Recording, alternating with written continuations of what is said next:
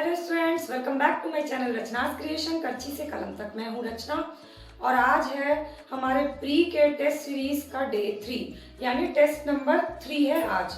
और आज का टेस्ट का टॉपिक क्या है मैं पहले वो मेंशन कर देती हूँ, उसके बाद हम 100 क्वेश्चन का टेस्ट शुरू करेंगे। तो सबसे पहले आज का टॉपिक है प्राचीन भारत में बिंदुसार और अशोक। इससे पहले के टॉपिक में हमने मौर्य में चंद्रगुप्त मौर्य कर लिया है। मध्यकालीन भारत यानी मेडाइवल हिस्ट्री में हमारा टॉपिक है हुमायूं और शेरशाह। इससे पहले हमने बाबर टॉपिक से सारे क्वेश्चन टेस्ट में कर लिए हैं। मॉडर्न हिस्ट्री में है कांग्रेस के अधिवेशन। इससे पहले के टेस्ट में हमने कांग्रेस के गठन से लेकर स्टार्टिंग के 5-6 अधिवेशन इंपॉर्टेंट सारे क्वेश्चन कर लिए हैं। ज्योग्राफी में है इंडियन ज्योग्राफी में हिमालय के दर्रा और हिमालय से रिलेटेड और जो क्वेश्चन है। इससे पहले के पार्ट में हमने हिमालय का पूरा जो रेंज है, श्रृंखला जो बटी हुई है, उससे रिलेटेड सारे इंपॉर्टेंट क्वेश्चन किए हैं। वर्ल्ड ज्योग्राफी में है टॉपिक ज्वालामुखी। इससे पहले वाले टेस्ट में हमने चट्टान टॉपिक कवर किया था। पॉलिटी यानी राज व्यवस्था में लोकसभा का पार्ट 2, लोकसभा पार्ट 1 इससे पहले के टेस्ट में हुआ है। जीके में है टॉप 10 क्वेश्चंस। टॉप 10 में आज का सेक्शन दूसरा है। इससे पहले वाले जीके में हमने किया था भारत में प्रथम, और आज भी उसी से मिलता जुलता जीके का क्वेश्चन है। साइंस में सबसे इंपॉर्टेंट टॉपिक है आज रोग और उसके कारक, बायो के रोग और उसके कारक, जिससे हमेशा प्री में 2 क्वेश्चन तो जरूर पूछे जाते हैं और इस बार तो ये बहुत ज्यादा इंपॉर्टेंट है। इसके बाद है इकोनॉमिक्स यानी अर्थव्यवस्था में चल रहा है बैंकिंग, मुद्रा के क्वेश्चन हो गए हैं। बैंकिंग टॉपिक थोड़ा लंबा है इसलिए बैंकिंग के 10 क्वेश्चन होंगे। तो ये है आज के टेस्ट के सब्जेक्ट वाइज टॉपिक्स। क्वेश्चन का संख्या 10, 10, 20, 10, 10, 10, 10, 10, टोटल 100 क्वेश्चन। अब जो लोग इस टेस्ट सीरीज को पहली बार देख रहे हैं उनके लिए फटाफट से एक इन्फॉर्मेशन शेयर कर देती हूँ। ये जो टेस्ट सीरीज चल रहा है ये चल रहा है एनसीईआरटी 6 to 12 सारे सब्जेक्ट की 2 बुक, वो बुक जिसकी मैंने बुक लिस्ट आपको प्री के एग्जाम के लिए बताई थी, उन किताबों से, साथ में 20 साल के बैक ईयर क्वेश्चन किसी भी परीक्षा में पूछे गए इन टॉपिक्स के, पिछले 20 सालों में इन टॉपिक से जो भी क्वेश्चन पूछे गए हैं उनको कनेक्ट करते हुए फॉरवर्ड लिंक क्वेश्चन यानी नए क्वेश्चन आपके लिए क्या बन सकते हैं, ये इस तरह से मैं सारा ये टेस्ट सीरीज कवर करवा रही हूँ। ठीक है, टोटल 60 डेज के ये टेस्ट सीरीज होंगे और आपका 60 डेज में सारा एनसीईआरटी बुक, 20 साल के क्वेश्चन और forward link question topic wise खत्म करेंगे। इस तरह से कराने का मेरा पर्पज है क्योंकि जीएस में जो है हमेशा मिक्स करके क्वेश्चन आते हैं और मैक्सिमम स्टूडेंट्स क्या करते हैं, पहले एंशिएंट खत्म करते हैं, फिर मेडाइवल, फिर मॉडर्न, इस तरह से क्रम से चलते हैं और जब एग्जामिनेशन हॉल में सब मिक्स करके क्वेश्चन आता है तो वो कंफ्यूज हो जाते हैं। इसलिए मैंने स्पेशली ये टेस्ट सीरीज शुरू की है ताकि मैं मिक्स करके सारा टेस्ट आप कर लूँ और सारे टॉपिक भी कवर होते जाए। क्वेश्चन फॉर्मेट में बताती हूँ ताकि आपको याद भी हो जाए, और उससे भी इम्पोर्टेंट कि मैंने सेपरेट भी अलग से सारी क्लास ली हुई है प्री की, 120 क्लास की लिंक मैंने डिस्क्रिप्शन बॉक्स में दी। अगर आपको हर टॉपिक का अलग से पूरा क्लास देखना है तो 15-15 मिनट की क्लास है, आप उसको देख सकते हैं। बाकी इस टेस्ट सीरीज से जुड़े रहिए अगर आप किसी भी तरह के प्री के एग्जाम की तैयारी कर रहे हैं तो चलिए शुरू करते हैं आज की टेस्ट सीरीज। अगर टेस्ट सीरीज अच्छी लगेगी तो लाइक, कमेंट और अपने फ्रेंड से शेयर करना मत भूलिएगा। और रोज टेस्ट सीरीज और क्लासेस से फ्री ऑफ कॉस्ट जुड़े रहना चाहते हैं तो सिर्फ एक काम करना है, सब्सक्राइब बटन दिख रहा होगा या फॉलो बटन, उसको क्लिक कर लीजिए, रोज की नोटिफिकेशन आपको मिल जाएगी। तो चलिए शुरू करते हैं आज का टेस्ट सीरीज। फटाफट से आंसर भी दीजिएगा और अगर नहीं आता है तो घबराइएगा नहीं, याद कर लीजिए, समझ लीजिए ताकि एग्जाम में गलती ना हो। हमारा पर्पज सिर्फ यही है, अभी गलती हो जाए लेकिन एग्जामिनेशन हॉल में गलतियां नहीं होनी चाहिए। तो चलिए शुरू करते हैं आज का टेस्ट। तो शुरू करते हैं, सबसे पहले भूगोल के क्वेश्चन देखते हैं, वो भी भारत के भूगोल। तो भारत के भूगोल का पहला क्वेश्चन जो आपके लिए इम्पोर्टेंट है, भाबर के दक्षिण भाग के क्षेत्र को क्या कहते हैं। भाबर से रिलेटेड क्वेश्चन मैंने पिछले टेस्ट में आपको बताया था। तो सिंधु से पूर्व में तिस्ता के बीच फैले मैदान को भाबर कहा जाता है। पहला तो ये भी याद रख लीजिए, सिंधु से तिस्ता के बीच के मैदान को भाबर कहते हैं। और भाबर का जो दक्षिणी भाग का क्षेत्र है उसका आंसर होगा, उसको तराई कहते हैं। डन। अगला क्वेश्चन, काराकोरम पर्वत किसका भाग है। तो काराकोरम पर्वत श्रेणी ट्रांस हिमालय का भाग है। आपको ऑप्शन दिया जाएगा हिमालय के चारों भाग का और आपको आंसर लगाना है ट्रांस हिमालय का भाग है काराकोरम पर्वत श्रेणी। हिमालय की सबसे पूर्वी सीमा, तो हिमालय की सबसे पूर्वी सीमा का आंसर आपको पता है तो आप प्लीज़ उसमें कमेंट सेक्शन में कमेंट करके बताइए। असल में क्वेश्चन आपका हिमालय की सबसे पूर्वी सीमा कौन सी नदी बनाती है, तो इसका आंसर होगा, बहुत लोग को पता होगा इसका, ये क्वेश्चन पूछा गया है, ब्रह्मपुत्र नदी जो हिमालय की सबसे पूर्वी सीमा बनाती है। चौथा क्वेश्चन, हिमालय की सबसे प्राचीन श्रेणी कौन सी है। ये मैंने आपको कल के टेस्ट सीरीज में इनडायरेक्टली बताया था, हिमालय की सबसे प्राचीन श्रेणी एक क्वेश्चन के डिस्क्रिप्शन में बताया था। अगर आपको उसका आंसर नहीं याद आ रहा है तो आप प्लीज़ आंसर को याद कर लीजिए। तो हिमालय की सबसे प्राचीन श्रेणी है वृहद हिमालय। इसका हुआ था टर्शियरी काल में। हिमालयी राज्य, टोटल कितने राज्यों को हिमालयी राज्य माना जाता है, तो इसका आंसर है 10 राज्यों को। मैं आपको बता भी देती हूँ, जम्मू कश्मीर, हिमाचल प्रदेश, उत्तराखंड, सिक्किम, अरुणाचल प्रदेश, मेघालय, नागालैंड, मणिपुर, मिजोरम, त्रिपुरा। तो नॉर्थ ईस्ट का अलग से याद कर लीजिए आप, सिक्किम, अरुणाचल प्रदेश, मेघालय, नागालैंड, मणिपुर, मिजोरम, त्रिपुरा। ठीक है, मतलब सिर्फ आसाम में नहीं है, बाकी आपके सब में है। सिक्किम में है, अरुणाचल प्रदेश, मेघालय, नागालैंड, मणिपुर, मिजोरम, त्रिपुरा। 1 2 3 4 5 6 7 ये हो गए। और इसके अलावा जम्मू कश्मीर, हिमाचल प्रदेश और उत्तराखंड में। लघु हिमालय से क्वेश्चन है, लघु हिमालय स्थित है कहाँ, तो लघु हिमालय स्थित है किस किस के बीच में, शिवालिक और महान हिमालय के बीच में स्थित है लघु हिमालय। इसके बाद है पर्वत श्रेणी का क्रम आता है। तो ये क्रम मैं क्वेश्चन फॉर्मेट में नहीं, सीधे आपको क्रम ही याद करा देती हूँ। पर्वत श्रेणी का उत्तर दिशा की ओर क्रम और दक्षिण की तरफ से, दोनों ही तरफ से पूछा जाता है। तो आपको कोड याद रखना, KLJP, काराकोरम, लद्दाख, जास्कर, पीर पंजाल। KLJP, काराकोरम, लद्दाख, जास्कर, पीर पंजाल पर्वत श्रेणी का, हिमालय की पर्वत श्रेणी का क्रम है। इसके बाद पूछा जाता है पर्वत शिखर का क्रम लगाना है आपको पूरब से पश्चिम तक। तो पूरब से पश्चिम तक का है KAAD, card, Kanchenjunga, Everest, Annapurna, Dhaulagiri. Kanchenjunga, Everest, Annapurna, Dhaulagiri, यह पर्वत हिमालय के पर्वत शिखर का क्रम पूरब से पश्चिम। इसके बाद है कश्मीर घाटी की स्थिति। किन दो पर्वत श्रेणियों के बीच कश्मीर घाटी स्थित है, क्वेश्चन कई बार पूछा गया 2016 तक में, तो आगे भी इम्पोर्टेंट हो सकता है। तो कश्मीर घाटी स्थित है वृहद हिमालय प्लस पीर पंजाल के बीच में कश्मीर घाटी स्थित है। वेरी इंपॉर्टेंट क्वेश्चन, और इस बार के लिए और ज़्यादा इम्पोर्टेंट है। हिमालय किसका पर्यायवाची माना जाता है, तो हिमालय माना जाता है मध्य हिमालय को ही कहते हैं हिमालय। यानी अगर आपको ऑप्शन देता है लघु हिमालय, वृहद हिमालय, तो उसमें आपको मारना है आंसर मध्य हिमालय। अब चलिए फटाफट से रिवीजन। भाबर के दक्षिण भाग के क्षेत्र को तराई कहते हैं। काराकोरम पर्वत श्रृंखला ट्रांस हिमालय का भाग है। हिमालय की सबसे पूर्वी सीमा ब्रह्मपुत्र नदी बनाती है। हिमालय की सबसे प्राचीन श्रेणी वृहद हिमालय है। हिमालयी राज्य टोटल 10 हैं। लघु हिमालय स्थित है किसके बीच में, तो इसका आंसर लघु हिमालय स्थित है। आप बताइए, फटाफट से बताइए। इससे क्या होगा, अगर आप भूल जाइएगा तो आपको फिर एग्जामिनेशन हॉल में ऑप्शन देखते कंफ्यूजन हो जाएगा। शिवालिक और महान हिमालय के बीच में है। पर्वत श्रेणी का क्रम है KLJP, काराकोरम, लद्दाख, जास्कर, पीर पंजाल। पर्वत शिखर, हिमालय के पर्वत शिखर का क्रम है कंचनजंगा, एवरेस्ट, अन्नपूर्णा, धौलागिरी। कश्मीर घाटी स्थित है वृहद हिमालय और पीर पंजाल के बीच में। हिमालय पर्यायवाची है मध्य हिमालय का। अब हम लोग चलते हैं वर्ल्ड ज्योग्राफी के क्वेश्चन। चलिए, तो अब वर्ल्ड ज्योग्राफी में हमारा टॉपिक है ज्वालामुखी, और ये सारे क्वेश्चन ज्वालामुखी के मोस्ट इंपॉर्टेंट क्वेश्चन है। सबसे पहले, ज्वालामुखी विस्फोट में सर्वाधिक कौन सी गैस निकलती है, तो दो तरह से इसका आंसर हो सकता है।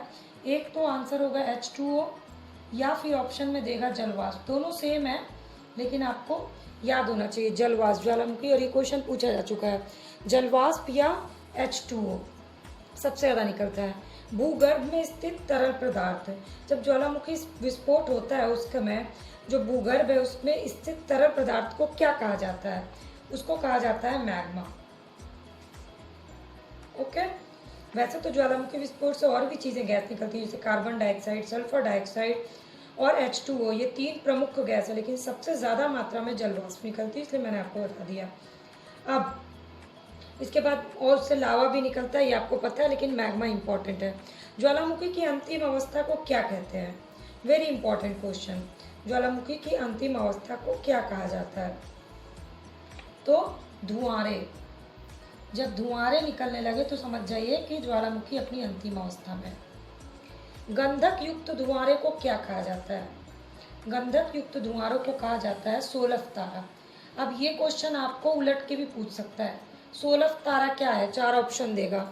ज्वालामुखी की अंतिम अवस्था है, भूगर्भ से निकला तरल पदार्थ है, गंधक युक्त धुआंरे हैं, या फिर इसके अलावा कोई और एक ऑप्शन दे देगा।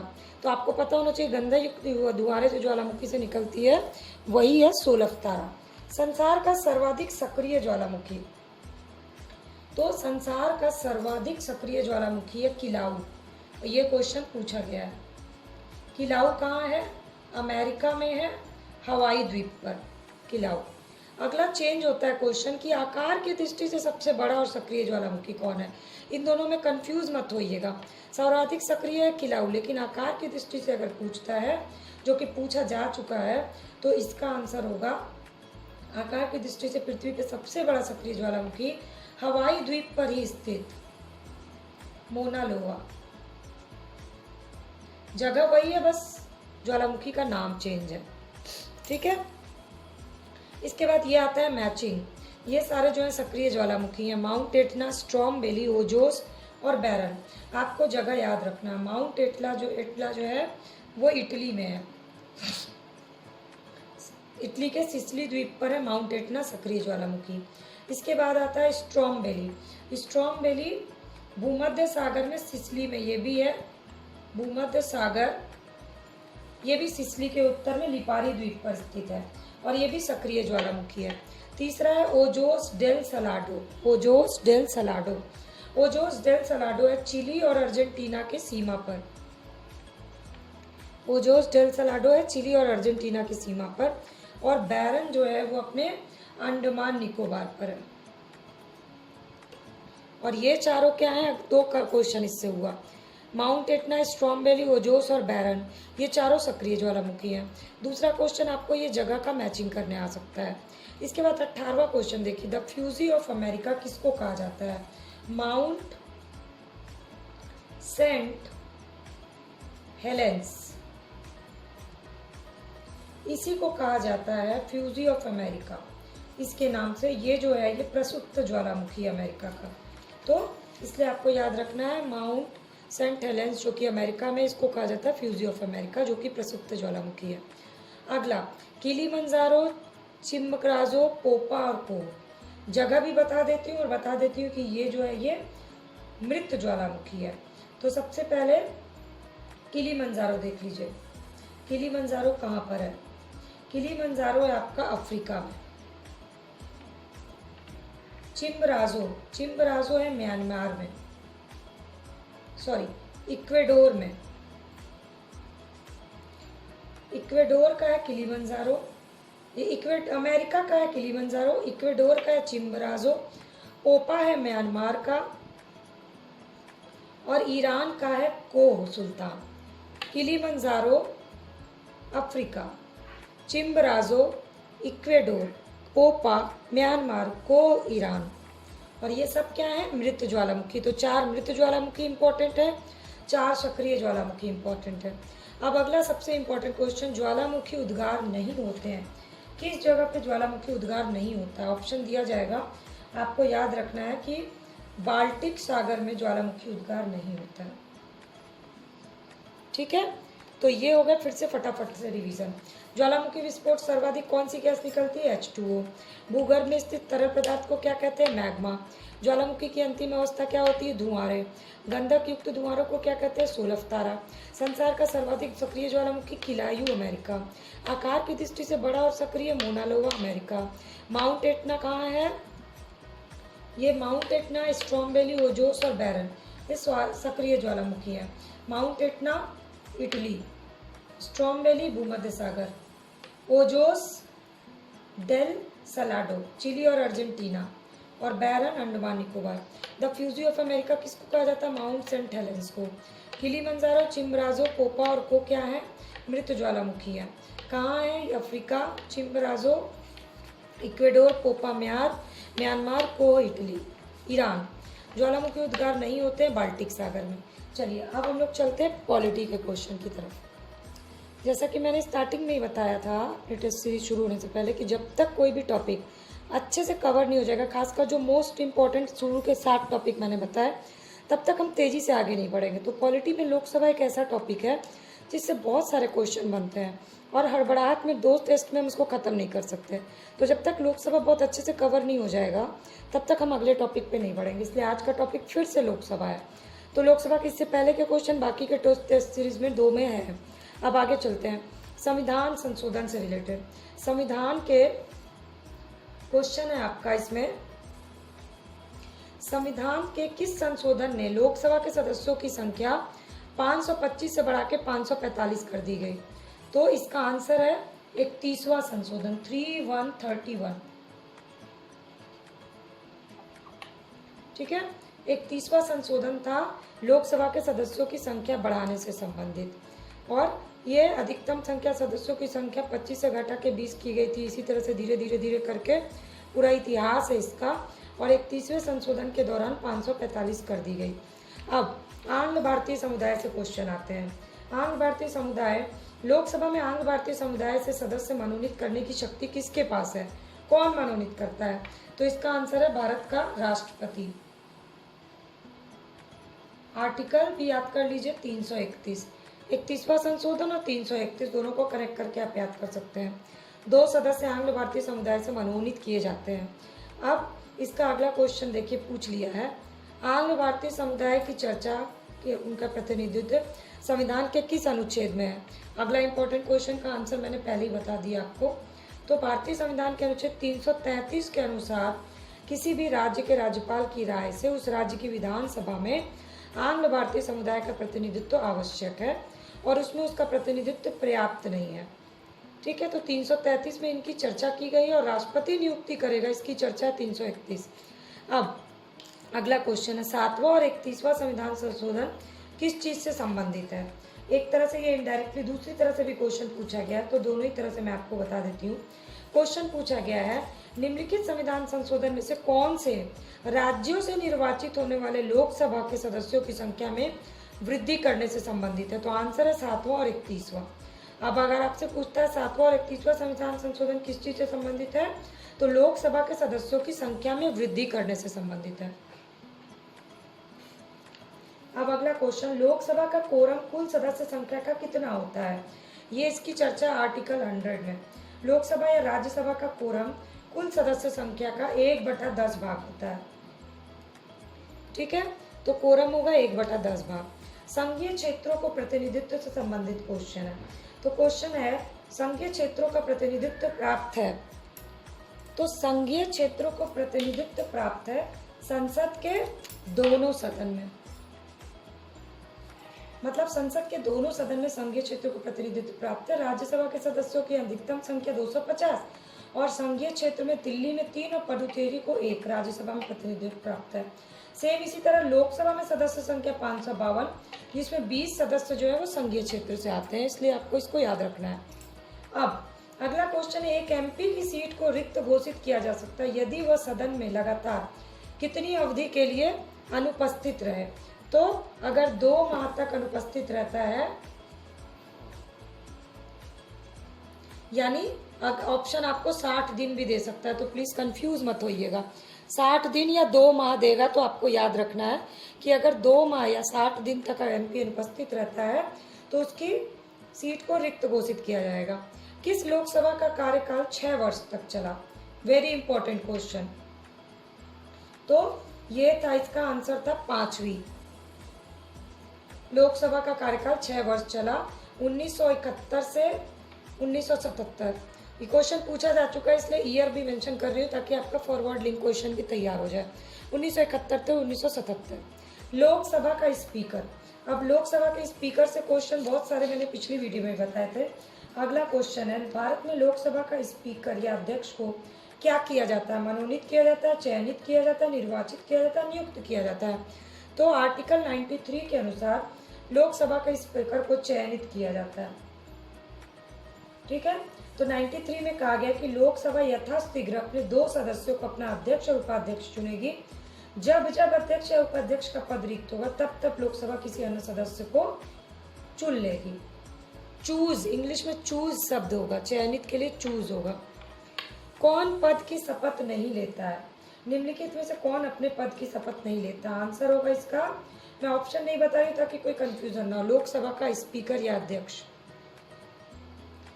ये संसद सदस्य के रूप में पहले ही शपथ के लिया रहता है और भारतीय संविधान के अनुच्छेद 93 में लोकसभा के अध्यक्ष और उपाध्यक्ष का उल्लेख किया गया है, जिसमें इसको चयनित किया जाता है और शपथ लेने की जरूरत नहीं होती। चलिए अब फटाफट से रिवीजन करते हैं।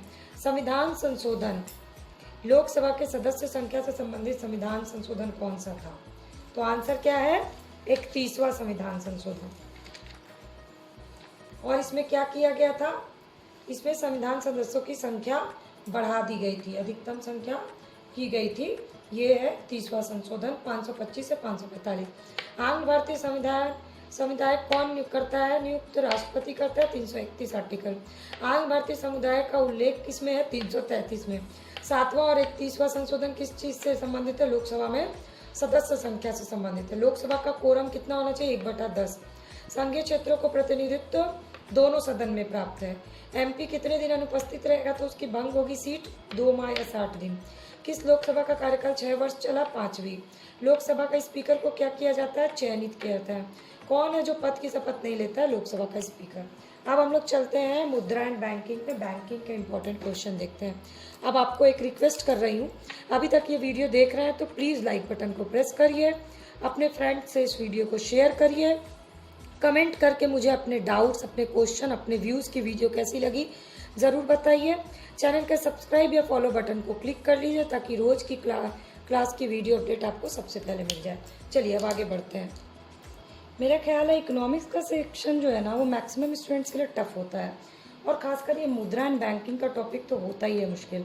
तो इसलिए मुद्रा एंड बैंकिंग से मैक्सिमम क्वेश्चन पूछे भी जाते हैं और मैंने वही क्वेश्चंस आपके लिए कलेक्ट किए हैं जो कि एग्ज़ाम के लिए बहुत इंपॉर्टेंट है और जिसमें कोई कन्फ्यूज़न ना हो, इसलिए मैं क्लियर करती जाऊँगी। सबसे पहले कैशलेस लेन देन की समिति, कैशलेस लेन देन को बढ़ावा देने के लिए भारत सरकार द्वारा किस समिति का गठन किया गया? क्वेश्चन है। आपका आंसर है नीरज कुमार गुप्ता समिति। नीरज कुमार गुप्ता समिति। वित्त मंत्रालय और भारतीय रिजर्व बैंक ने 2016 में नकदी रहित लेन देन को बढ़ावा देने के लिए नीरज कुमार गुप्ता समिति की स्थापना की थी, जिसमें 7 सदस्य थे और केंद्र सरकार द्वारा इसको डिजिटल रूप देने को बढ़ावा देने के लिए इसको बनाया गया था। तो ये हो गया कैशलेस लेन देन समिति, नीरज कुमार गुप्ता समिति। हो सकता है आपको चेंज करके पूछे नीरज कुमार गुप्ता समिति किस चीज़ से संबंधित है, तो क्या होगा? कैशलेस लेन देन। और हो सकता है इधर से पलट के ऐसे क्वेश्चन पूछे। तो हर तरह से क्वेश्चन के लिए आपको तैयार रहना चाहिए। विदेशी मुद्रा के बदले रुपया, अब ये क्वेश्चन क्या है? कौन से बॉन्ड द्वारा भारतीय संस्थान विदेशी बाजारों से विदेशी मुद्रा के बजाय रुपये में पैसा जुटा सकते हैं? तो इसका आंसर है मसाला बॉन्ड। मसाला बॉन्ड के द्वारा भारतीय संस्थान विदेशी बाजार से विदेशी मुद्रा के बजाय रुपये में पैसा जुटा सकती है। 2016 में HDFC पहली ऐसी भारतीय कंपनी बनी जिसने लंदन स्टॉक एक्सचेंज में मसाला ब्रांड जारी किया था। तो अगला क्वेश्चन आपके लिए ये भी बन सकता है कि कौन सा बैंक था, वो भी मैं बता देती हूँ। HDFC बैंक था पहला बैंक। तो क्वेश्चन को पलट के भी पूछ सकता है, क्वेश्चन को ऐसे भी। अब सक्षम परियोजना, भारत सरकार द्वारा अनुमोदित सक्षम परियोजना किस चीज़ से संबंधित है? ये है नवीन अप्रत्यक्ष कर नेटवर्क से संबंधित। नवीन अप्रत्यक्ष कर नेटवर्क। तो नवीन अप्रत्यक्ष कर नेटवर्क से संबंधित कौन सी परियोजना है? सक्षम परियोजना। अब इसके बाद अगला क्वेश्चन है त्वरित भुगतान से संबंधित। अब ये त्वरित भुगतान क्या है? तो चलिए मैं आपको बताती हूँ त्वरित भुगतान क्यों इतना इम्पोर्टेंट है। एक त्वरित भुगतान प्रणाली जिसे RBI ने विनियमित किया था और भारतीय राष्ट्रीय भुगतान निगम यानी NPCI ने विकसित किया था, कौन सी है? तो इसका आंसर क्या है? बहुत ही आसान है। आप जैसे ही ऑप्शन सुनिए, आंसर सुनिएगा ना तो आपको लगेगा अरे अच्छा आपको ये पता था। ये है UPI, एकीकृत भुगतान अंतरापृष्ठ।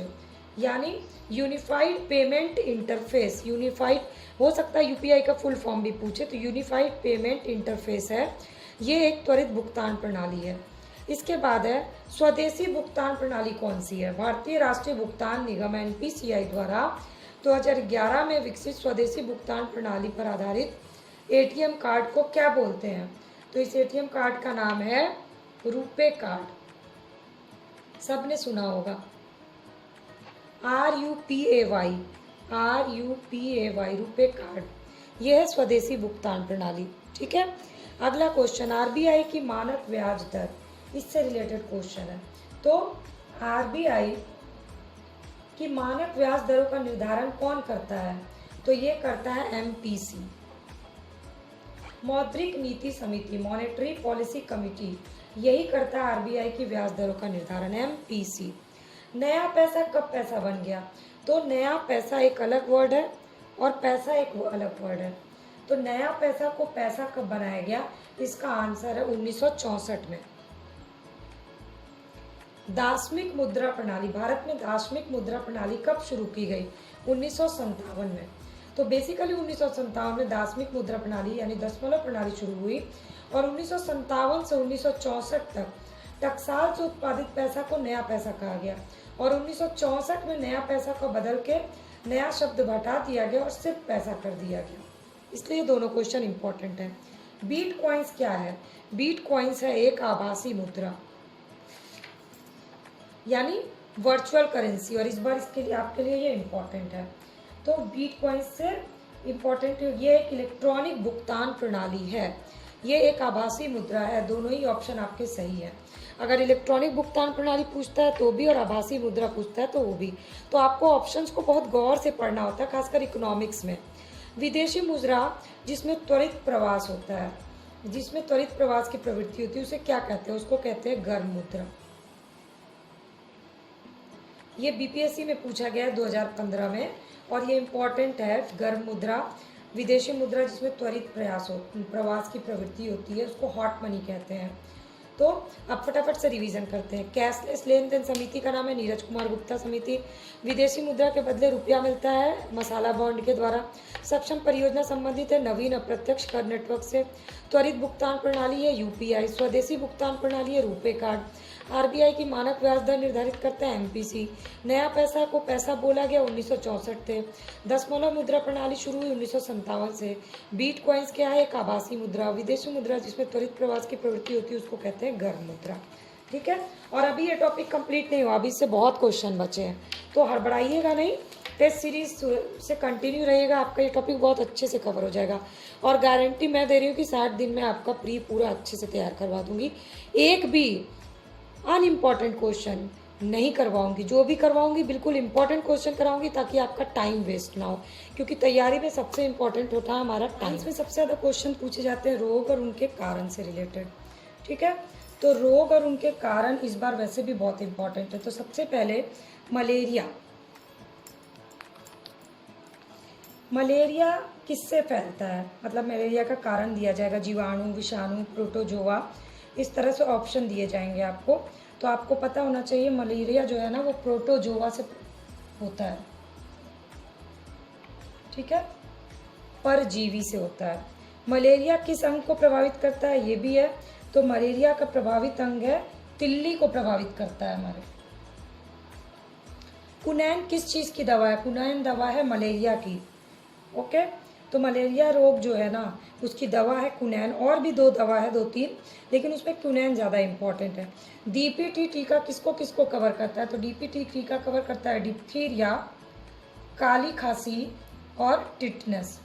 डिप्थीरिया, काली खांसी और टिटनेस के लिए रोग प्रतिरोधक क्षमता बढ़ाता है डीपीटी। डीपीटी में कौन कौन से सेक्शन कवर होता है ये इंपॉर्टेंट है, डिप्थीरिया, काली खांसी और टिटनेस।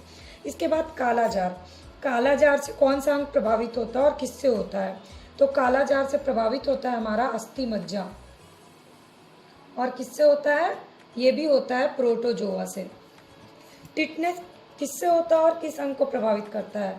टिटनेस होता है जीवाणु यानी बैक्टीरिया से, और प्रभावित करता है हमारे तंत्रिका तंत्र को।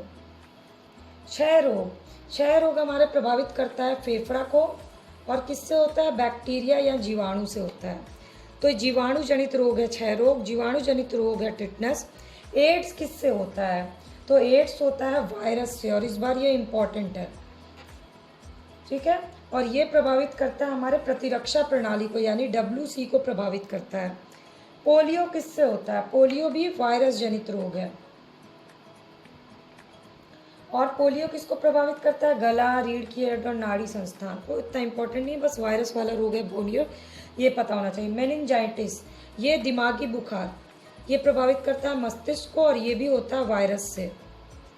इन्फ्लुएंजा, ये भी होता है वायरस से, और ये पूरे शरीर को प्रभावित करता है। तो इनमें से कौन वायरस जनित रोग है, ये भी पूछ सकता है। एड्स है, पोलियो है, मेनिंजाइटिस है और इन्फ्लुएंजा है।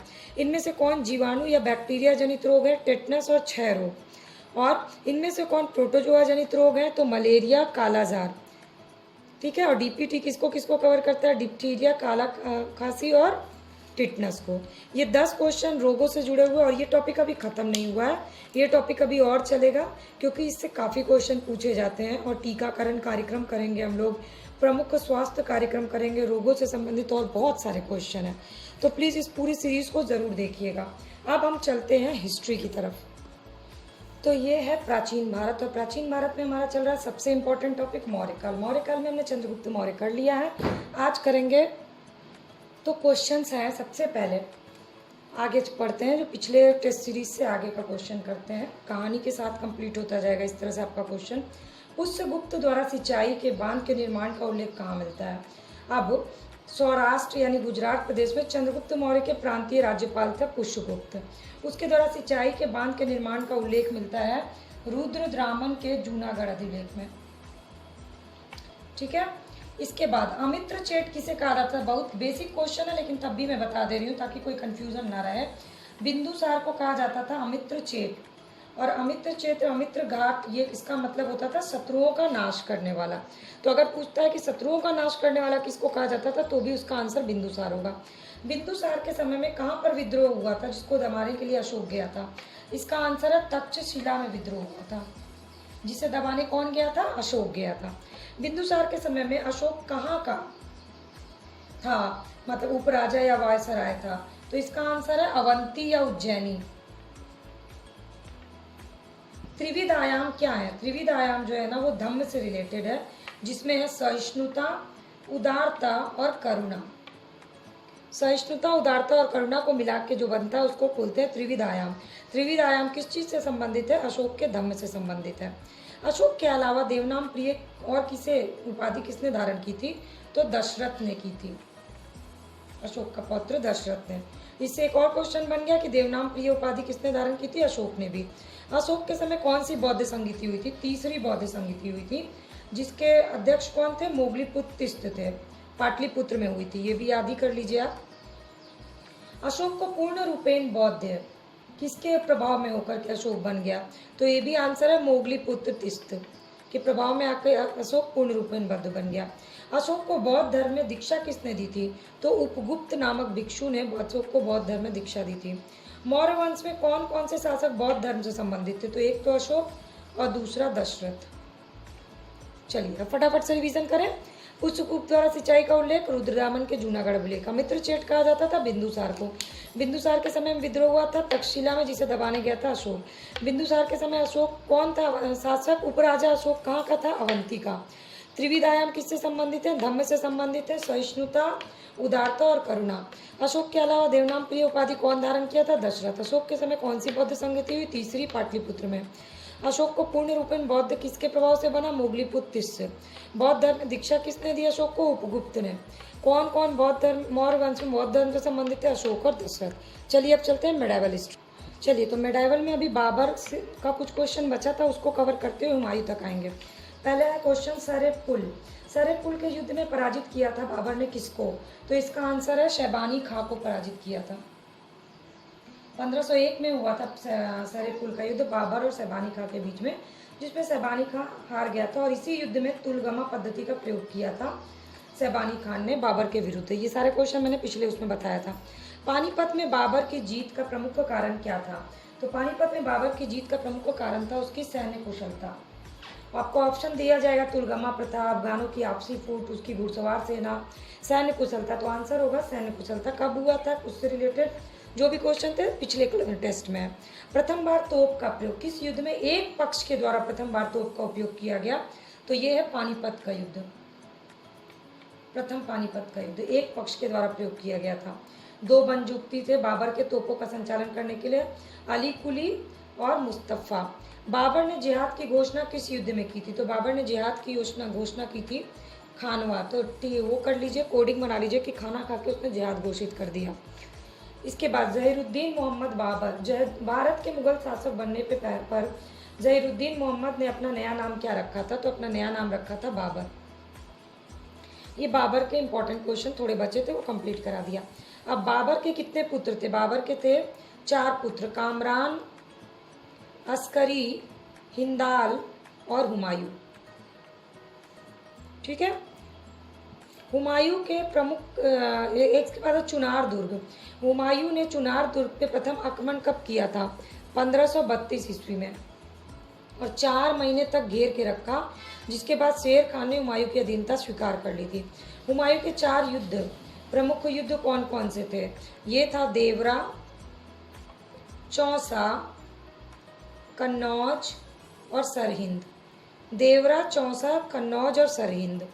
हुमायूं ने किस युद्ध में अफगानों को हराया था, इंपॉर्टेंट क्वेश्चन है, तो देवरा में हराया था। और हुमायूं ने किस युद्ध में शेर शाह को हराया था, तो चौसा में हराया था। एक और एक्स्ट्रा क्वेश्चन कर सकते हैं आप ताकि हुमायूं कंप्लीट हो जाए। बिलग्राम के युद्ध में हुमायूं को शेरशाह से हारना पड़ा था, इसलिए ये इंपॉर्टेंट है। और सरहिंद के युद्ध में एक बार फिर से हुमायूं को अपना राज्य वापस मिल गया था, यानी वो फिर से हिंद का सर बन गया था। सरहिंद से हुमायूं को वापस मिल गया, बिलग्राम में वो हार गया। तो फिर से रिवीजन कर लेते हैं। सरेपुल का युद्ध हारा था सैबानी खान।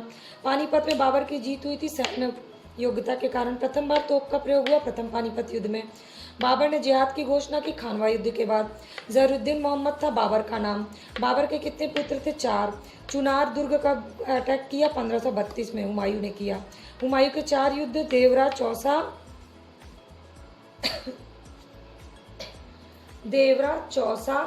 ये 4 युद्ध जो है ना आपका कन्नौज और सरहिंद। अफगानों को हराया था हुमायूं ने देवरा के युद्ध में, शेरशाह को हराया था चौसा के युद्ध में, बिलग्राम में जो शेरशाह जीता था, और सरहिंद में हुमायूं को वापस सब चीज़ें मिल गई थी।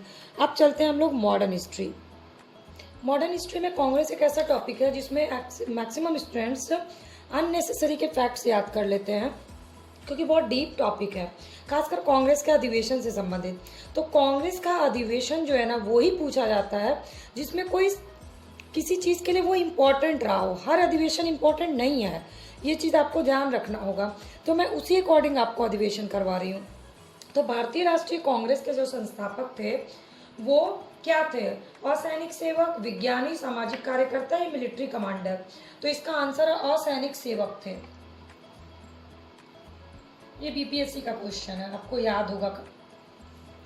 कौन कांग्रेस का अध्यक्ष कभी नहीं बना, तो बाल गंगाधर तिलक कभी भी कांग्रेस के अध्यक्ष नहीं बने। कांग्रेस आंदोलन ना तो ये एक स्टेटमेंट है, जैसा कि मैंने पिछले टेस्ट में भी आपको कुछ स्टेटमेंट्स पूछे थे, और कुछ स्टेटमेंट्स बहुत इंपॉर्टेंट है। कांग्रेस आंदोलन ना तो लोगों द्वारा प्रेरित था, ना ही उनके द्वारा सोचा या योजनाबद्ध किया गया था। ये स्टेटमेंट किसका है, ये स्टेटमेंट है सर सैयद अहमद खान। सर सैयद अहमद खान का स्टेटमेंट है, इसलिए आपको इसको याद रखना जरूरी है। किस अधिनियम के अध्यक्ष थे, कांग्रेस के किस अधिनियम के अध्यक्ष थे, विजय राघव चेरियार। तो इसका आंसर है नागपुर अधिवेशन के। तो नागपुर अधिवेशन हुआ था 1920 में। तो सी विजय राघव चेरियार ने भारतीय राष्ट्रीय कांग्रेस के नागपुर अधिवेशन की अध्यक्षता की थी। और ये आपके लिए इम्पॉर्टेंट है क्योंकि 1920 में सदस्यता शुल्क 4 आना किया गया था, ताकि गरीब से गरीब व्यक्ति भी कांग्रेस से जुड़ सके। इसीलिए ये क्वेश्चन पूछा गया। हाँ, इसीलिए नागपुर अधिवेशन पूछा गया, क्योंकि ये भी पूछा जा सकता है कि सदस्यता शुल्क 4 आना किस अधिवेशन में किया गया, तो आंसर होगा नागपुर अधिवेशन। तो पलट के भी पूछ सकते हैं। इसके बाद कांग्रेस की भारतीय रियासत नीति। किस अधिवेशन में कांग्रेस ने पहली बार भारतीय रियासतों के प्रति अपनी नीति घोषित की थी? तो इसका भी आंसर है नागपुर।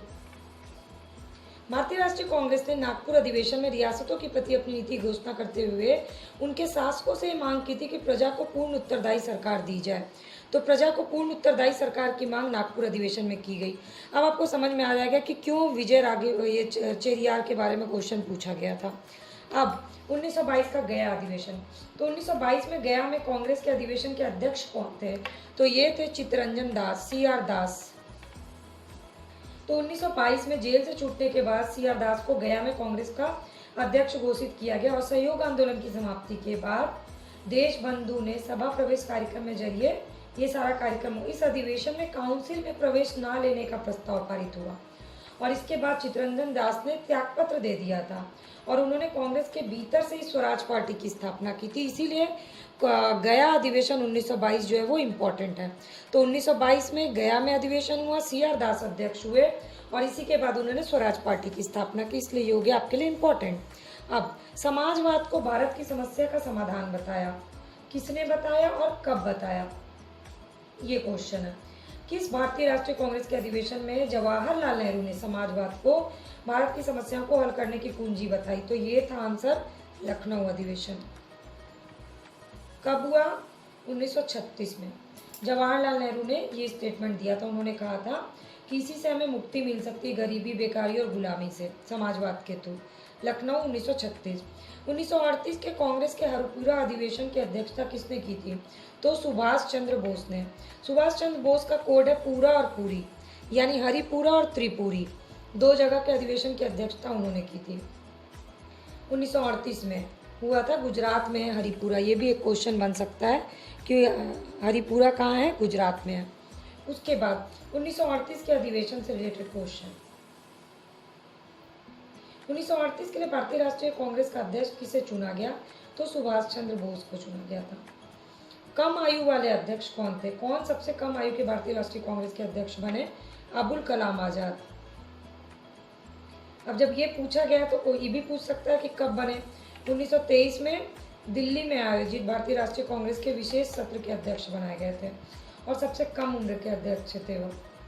और 1940 से 1946 तक लगातार 6 बार भारतीय राष्ट्रीय कांग्रेस के अध्यक्ष रहे, इसलिए भी ये बहुत इंपॉर्टेंट है। तो अब समझ में आ गया होगा आपको कि अबुल कलाम आजाद से रिलेटेड क्वेश्चन क्यों पूछा गया। रिवीजन कर लें।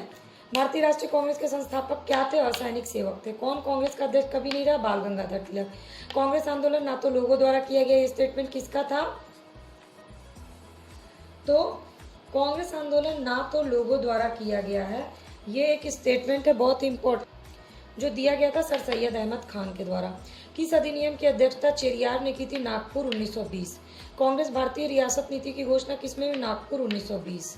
1922 का गया अधिवेशन के अध्यक्ष कौन थे? CR दास। समाजवाद को भारत की समस्या का समाधान किसने बताया? जवाहरलाल नेहरू ने, लखनऊ में 1936 में। 1938 में कांग्रेस का हरिपुरा अधिवेशन के अध्यक्ष सुभाष चंद्र बोस। कम आयु वाले अध्यक्ष कौन थे? अबुल कलाम आजाद। आप चलिए आगे देख लेते हैं इसी टॉपिक को आगे। तो अब स्वतंत्र भारत के पहले अध्यक्ष कौन बने कांग्रेस के? तो ये थे JB कृपलानी। ठीक है, जब भारत स्वतंत्र हुआ था उस समय कांग्रेस के अध्यक्ष थे JB कृपलानी। उन्हें कांग्रेस के 54वें अधिवेशन का अध्यक्ष चुना गया था और वे आज़ादी के समय भी अध्यक्ष रहे। तो 54वां अधिवेशन हुआ था 1946 में मेरठ में, इसलिए 54वां हो गया आपके लिए इम्पोर्टेंट। इस तरह से कांग्रेस के अधिवेशन का इम्पोर्टेंट निकालते हैं। अब आप चाहिएगा कि सारे अधिवेशन रट जाइए तो ये एकदम मिशन इम्पॉसिबल है, तो प्लीज़ ऐसा काम मत करिए। इसके बाद जनगण मन पहली बार किस अवसर पे गाया गया? तो कांग्रेस के 1911 के अधिवेशन में। ठीक है, तो 27 दिसंबर 1911 को जो अधिवेशन था वो कहाँ हुआ था? कलकत्ता में हुआ था। कौन सा अंतिम अधिवेशन था जिसमें तिलक ने भाग लिया था? यानी कि तिलक द्वारा भाग लिया गया कांग्रेस का अंतिम अधिवेशन कौन सा था? इसलिए ये इंपॉर्टेंट है। अमृतसर 1919, यानी मॉन्टेस्क्यू चेम्सफोर्ड सुधार के तहत जो हुआ था उस समय उसने भाग लिया तिलक ने, उसके बाद नहीं लिया। फिर नरम दल की पद्धति क्या थी? कांग्रेस के नरम दल नेताओं की पद्धति क्या थी? राजा वामबद्ध, ये मैंने अपनी क्लास में भी बताया था। आंदोलन कॉन्स्टिट्यूशनल एजिटेशन था इनका, नरम दल की पद्धति थी। नरम और गरम दल का उद्भव किस आंदोलन के उसमें हुआ? स्वदेशी आंदोलन के। नरमपंथी नेता किस चीज से, कहाँ से संबंधित थे? शहरी क्षेत्र से संबंधित थे अधिकतर। कांग्रेस को याचना, कांग्रेस पर प्रार्थना, याचना तथा विरोध की राजनीति करने का आरोप किसने लगाया था? तिलक ने लगाया था। कांग्रेस की प्रार्थना और याचना नीति अंतर्गत समाप्त हो गई, किसके उस पे, किसके नेतृत्व में? तिलक के नेतृत्व में समाप्त हो गई। कांग्रेस को भीख मांगने वाली संस्था यानी बेगिंग इंस्टीट्यूट किसने कहा था? तिलक ने कहा था। गरमपंथी कब प्रभाव में आए कांग्रेस में? 1906 के बाद। ठीक है, अब रिवीजन कर लें। स्वतंत्र भारत से समय कांग्रेस के अध्यक्ष JB कृपलानी। 1946 मेरठ। जनगण मन गाया गया 1911 कलकत्ता। अंतिम अधिवेशन जिसमें तिलक ने भाग लिया अमृतसर 1919। नरम दल की पद्धति राजा वामबद्ध पद्धति थी। नरम और गरम दल का उद्भव हुआ स्वदेशी आंदोलन से। नरमपंथी नेता थे शहरी क्षेत्र से जुड़े हुए। कांग्रेस याचना की है करती है, तिलक ने कहा। याचना समाप्त हुई तिलक के नेतृत्व में। भीख न मांगने वाली संस्था कांग्रेस को कहा बाल गंगाधर तिलक ने। और गरमपंथी प्रभाव में आए 1906 के बाद। अब बस हमारा बच गया क्वेश्चन जीके का, लास्ट का 10 क्वेश्चन। तो आज के जीके में सबसे बड़ा, सबसे लंबा, सबसे ऊंचा, बहुत लंबी लिस्ट है इसकी, लेकिन उसमें से टॉप 10 क्वेश्चन मैं आपको बता रही हूँ जो कि पूछे जाते हैं। सबसे लंबा सड़क पुल कौन सा है? भूपेन हजारिका। भूपेन हजारिका सेतु सबसे लंबा सड़क पुल है। सबसे ऊंची झील, तो सबसे ऊंची या बड़ी झील बोले, सबसे बड़ी झील कौन सी है? तो ये है वुलर झील। सबसे बड़ा रेगिस्तान भारत में, तो सबसे बड़ा रेगिस्तान है थार, राजस्थान में। सबसे लंबी सुरंग, वो भी रेलवे की सुरंग, तो ये है पीर पंजाल, जम्मू कश्मीर में। सबसे बड़ा प्राकृतिक बंदरगाह, ये कई बार पूछा गया ये क्वेश्चन, सबसे बड़ा प्राकृतिक बंदरगाह ये है मुंबई, महाराष्ट्र में। सबसे लंबी तट रेखा वाला राज्य, ये भी पूछा जा चुका है, गुजरात। इसके बाद खारे पानी की सबसे बड़ी झील चिल्का झील। सबसे बड़ी कृत्रिम झील, तो कृत्रिम झील मतलब जो होता है वो मानव निर्मित झील होता है, गोविंद बल्लभ पंत सागर। सर्वोच्च शौर्य सम्मान कौन सा है भारत का? परमवीर चक्र। और सर्वोच्च सम्मान है भारत रत्न। रिपीट, सबसे लंबा सड़क पुल भूपेन हजारिका, सबसे ऊंची झील वुलर झील, सबसे बड़ा रेगिस्तान थार, सबसे लंबी रेलवे सुरंग पीर पंजाल, सबसे बड़ा प्राकृतिक बंदरगाह मुंबई, सबसे लंबी तटरेखा गुजरात, सबसे खारे पानी की झील बड़ी झील चिल्का, सबसे बड़ी कृत्रिम झील गोविंद बल्लभ पंत सागर, सर्वोच्च शौर्य सम्मान परमवीर चक्र और सर्वोच्च सम्मान भारत रत्न। हो गए हमारे 100 क्वेश्चन पूरे। अब आप मुझे कमेंट करके बताइएगा आपको कैसे लगे ये सारे क्वेश्चंस का कलेक्शन, इम्पॉर्टेंट लगे या नहीं लगे, कैसा लगता है आपको मेरे पढ़ाने और कलेक्शन और सेलेक्टिव स्टडी का तरीका। अगर अच्छा लगता है तो लाइक तो करिए, प्लीज़ कमेंट भी करिए, अपने फ्रेंड्स से इसको शेयर करिए, चैनल के सब्सक्राइब बटन को क्लिक करिए ताकि रोज़ की टेस्ट सीरीज से जुड़े रहिए। और प्लीज़ अपने पढ़ने के तरीके को चेंज करिए ताकि सही पैटर्न पे पढ़ करके आप सिलेक्शन ले सकें। मेरा मोटिव सिर्फ आपके समय को बचाना है, सही डायरेक्शन में आपको पढ़ाना है ताकि कम समय में एक अच्छी प्रॉपर तैयारी